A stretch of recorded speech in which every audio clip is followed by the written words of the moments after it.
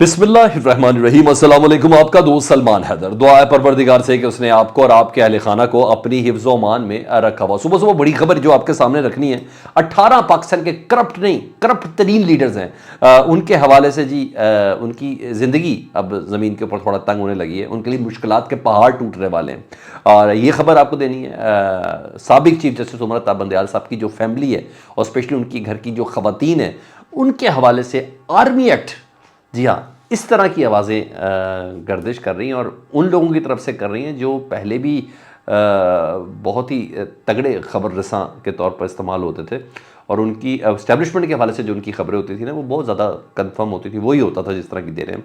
तो इसकी कुछ डिटेल्स हैं। चीफ जस्टिस काजी फ़ायज़ ईसा साहब और सानिया 9 मई, जी हाँ, इसके हवाले से भी एक स्टोरी मेरे पास आई है। तो चीज़ें इंटरेस्टिंग है तो वीडियो आपने मुकम्मल देखनी है। चैनल देख रहे हैं तो चैनल सब्सक्राइब कर दें और ताकि मैं और आप हमेशा एक दूसरे के साथ राब्ते में रहें।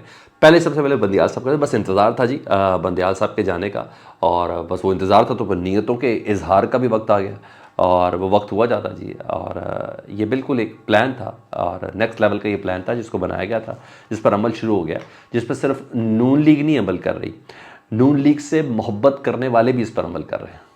ठीक है जी, फिर बोल रहा हूँ ये प्लान सिर्फ नून लीग का नहीं है, नून लीग से आजकल मोहब्बत करने वालों का भी यही प्लान था। और जाहिर बात है बंदयाल साहब की बॉन्डिंग्स हैं, वो उस तरह कमर्शियली बाहर मीडिया पे आके इस तरह रिस्पॉन्ड नहीं कर सकते, को 2 साल तक वो इस तरह नहीं कर सकते। हाँ, पब्लिक प्लेटफॉर्म पर गुफ्तगू नहीं कर सकते, रिस्पॉन्ड नहीं कर सकते। शायद जनरल बाजवा की तरह वो कोई दूसरा शख्स रखें, किसी मेतला वगैरह की तरह के कुछ रखें, कामरान शाहिद साहब की तरह के कुछ बंदे रखें तो कि उनके ज़रिए गुफ्तगू, या जावेद चौधरी साहब की तरह के वो बंदे रखें जिनके ज़रिए वो अपना हाल दिन बयान कर सकें, लेकिन अल्टीमेटली उनको भी खामोशी होने पड़ा।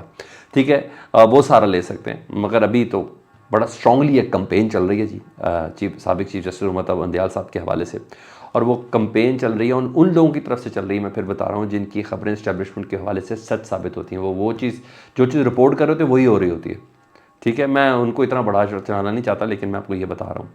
बंदयाल साहब की खबर ये कि बंदयाल साहब की फैमिली के कुछ लोग हैं जी, और जिसमें ख़वातीन शामिल हैं, उनसे मुतल्लिक़ कहा जा रहा है कि 9 मई के वाक़यात में वो मुलव्वस पाई गई हैं।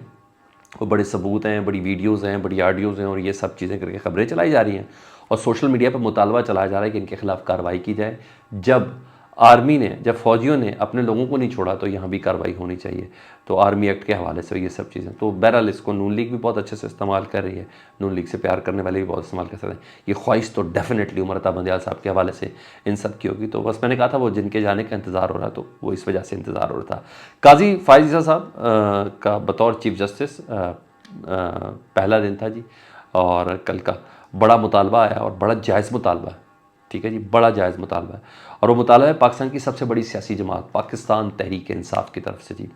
और ज़ाहिर बात है वो पॉलिटिकल विक्टिमाइज भी हैं, और मुतालबा किया गया है अदलिया के सरबराह से काजी फ़ायज़ साहब, उनकी ज़िम्मेदारी भी है जी, इसमें कोई बात शक नहीं है कि उन्हें कहा, और आज नहीं तो कल उनको करना पड़ेगा इस मुतालबे पे अमल। ऐसे नहीं हो सकता कि वो चुप करके बैठ जाए, ये नहीं हो सकता ना। तो 9 मई के वाक़यात के हवाले से फुल कोर्ट तश्कील दिया जाए। पाकिस्तान तहरीक इंसाफ ने यह मुतालबा किया। वो कहते हैं ना, हाथ कंगन को आरसी किया। भाई वो इस्लामाबाद हाई कोर्ट में कह रहे हैं कि ओपन कोर्ट हेयरिंग हो साइफर केस में इमरान खान साहब की, पाकिस्तान के सारे मीडिया पे चलाई जाए जिस तरह सुप्रीम कोर्ट के चले गए। सुप्रीम कोर्ट की कल फुल कोर्ट हुई है, इसी तरह ये सारी चीज़ें। तो जिसको डर हो वो कभी भी नहीं जाएगा ना इस तरह, तो इनको डर ही नहीं है। तो ये भी कह रहे हैं 9 मई के वाक़यात की ना बाकायदा तौर पर इसका फुल कोर्ट बेंच ना इसकी तश्कील दी जाए। और यही नहीं, सहाफ़ी और पाकिस्तान तहरीक इंसाफ के लोग ये भी मुतालबा कर रहे हैं कि अरशद शरीफ कत्ल केस के हवाले से, उनकी शहादत के हवाले से भी ना जो समाअत है ना वो खुली अदालत में चले, ताकि पता चले पाकिस्तान के बेटे के साथ असल में हुआ क्या था, किसने कहाँ दगा दिया था, किसने कहाँ किसको एयरपोर्ट से भेजने पर राज़ी किया था, किसने कहा क्या कहा, किसने कहा था कि पाकिस्तान उसके लिए महफूज नहीं है, और फिर किसने कीनिया में सारी अरेंजमेंट्स की थी, और क्या था ये सारा मामला। तो लोगों का ये मुतालबा है और मेरा और बहुत जायज़ फेयर मुतालबा है। मैं ये समझता हूँ कि पाकिस्तान के मसाइल का हल ये सुप्रीम कोर्ट के चीफ जस्टिस के इख्तियारात नहीं है, जिसके लिए एक तवील ट्रांसमिशन का एहतमाम किया गया। मेरी अपनी एक राय है, पाकिस्तान के मसाइल का हल कानून और उसकी अमलदारी है। ये तो किसी बुनियादी हकूक़ तो सुलभ नहीं हो रहे थे 15 रुकनी बेंच के हवाले से, 15 रुकनी बेंच में सुप्रीम कोर्ट प्रोसीजरल बिल पर, ये चीज़ें एड्रेस होने वाली हैं। 9 मई जिसने पाकिस्तान को डंक लगाया है, जिसने पाकिस्तान को तकलीफ़ दी है, पाकिस्तान को पीछे लेके गया है वाक़या, इस पे बनना चाहिए फुल कोर्ट बेंच, इसकी होनी चाहिए ओपन कोर्ट हियरिंग। अरशद शरीफ बिल्कुल ये केस होना चाहिए, पता चले कि कौन पाकिस्तान का असल गद्दार है, किसने कौम के बेटे के साथ ये सलूक है, कौन शामिल है, मुल्क की ताकतें, बैनुल-अक़वामी ताकतें, कौन जहाँ जहाँ है, ये हैं वो मामला। और मुझे उम्मीद है कि जस्टिस काज़ी फ़ायज़ साहब इसके ऊपर एक्शन लेंगे और उनको लेना भी चाहिए। उधर फैसल वाडा साहब ने काज़ी फ़ायज़ साहब के मुझसे मुतल्लिक बड़ा दावा कर दिया। फैसल वाडा भूले तो नहीं है ना आप? जी हाँ, आप जानते हैं कि उनकी हर बात सच साबित होती है और वो जो कहते हैं वो होता है। ज़ाहिरी बात है, जिनके वो करीब है ना, वही A to Z हैं। तो वो उनको सब बता देते हैं कि हमने ये करना, हम ये करने जा रहे हैं, तो सारी वो बातें वैसी हो जाती हैं। तो आज तक उनके वो कीड़े शीड़े वाली बातें मुझे नहीं समझ आई, लेकिन उनकी बाकी बातें सारी पूरी होती हैं कि जो होना चाह रहा है। कम से कम इमरान खान के ऊपर होने वाली सख्तियों के हवाले से सारी चीज़ें उन्होंने बताई हैं। तो मैं इस दावे को भी उनके ज़रा करीबी समझता हूँ, जो उन्होंने काज़ी फ़ायज़ साहब से मुतल्लिक उन्होंने दावा किया है।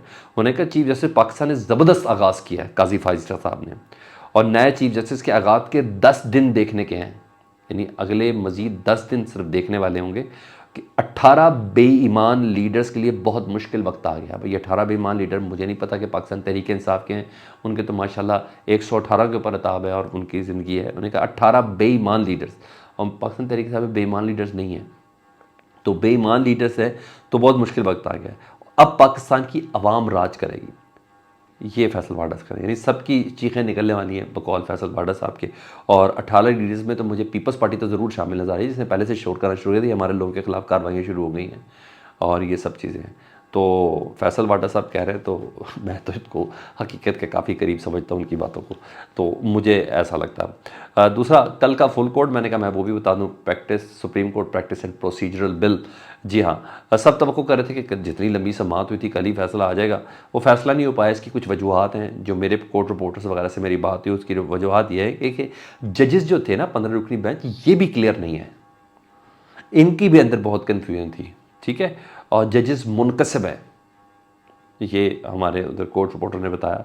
और कहा जा रहा है, और अहम जुमला खुद काज़ी फ़ायज़ साहब ने भी बोला था। उन्होंने क्या बोला था, जुमला मैंने लिखा था कहीं, वो कहते हैं कि फ़ैसला तकसीम के साथ आना है, ये काज़ी फ़ायज़ साहब ने हेयरिंग में बोला है।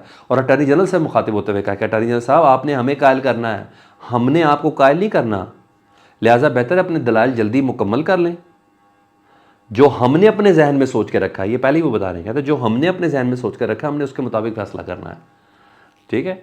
तो इख्तलाफ है, जजेस में इख्तलाफ है, और उन्होंने बोला कि जिन्होंने इख्तलाफ करना है वो इख्तलाफ करें, यानी मुझे जजेस के खिलाफ से कोई परवाह नहीं है, काज़ी फ़ायज़ साहब ने बोला है, मगर जो मैंने सोचा वो मैंने वही करना है। 3 अक्टूबर तक समाअत मुलतवी कर दी गई है इनकी, और 25 सितंबर तक सबको तहरीरी दलाइल तलब कर लिए। 22 सवाल तो ख्वाजा तारिक रहीम साहब से ही कर दिए थे, तो उन्होंने कहा भाई मुझे टाइम चाहिए इनके जवाब देने के। तो हाँ जी, 25 सितंबर तक सबको तहरीरी दलाइल मांग लिए जी, और 3 अक्टूबर तक आर्जी अरेंजमेंट किए उन्होंने, और आर्जी अरेंजमेंट बड़ी एहतियात के साथ की है। 2 सीनियर तरीन जजेस से मुशावरत के बाद ना उन्होंने बेंचेस तश्कील दिए हैं, एहतियात से किए हैं जी। 2 सीनियर तरीन जज, ये जब स्टे लिया था ना, तो काजी उमरता बंदयाल साहब ने ये सीनियर तरीन जज का से मुशावरत नहीं रखी थी, तो मतलब वो एहतियात से ही कर रहे हैं, और कल को इन्होंने लागू कर दिया।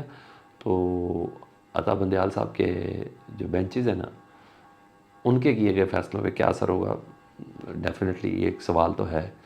मैं इतनी गहराई में इसका जवाब देने की इस वक्त कम अज़ कम पोजीशन में नहीं हूँ। बहरहाल जो बेंचेस बनाए हैं काज़ी फ़ायज़ साहब ने, वो सारे हम ख्याल है, ठीक है। फीडबैक से मुतल्लिक़ ज़रूर आगाह करें, अपना बहुत ज़्यादा ख्याल रखें। अल्लाहुम्मा सल्ली अला मुहम्मदिन व आले मुहम्मद।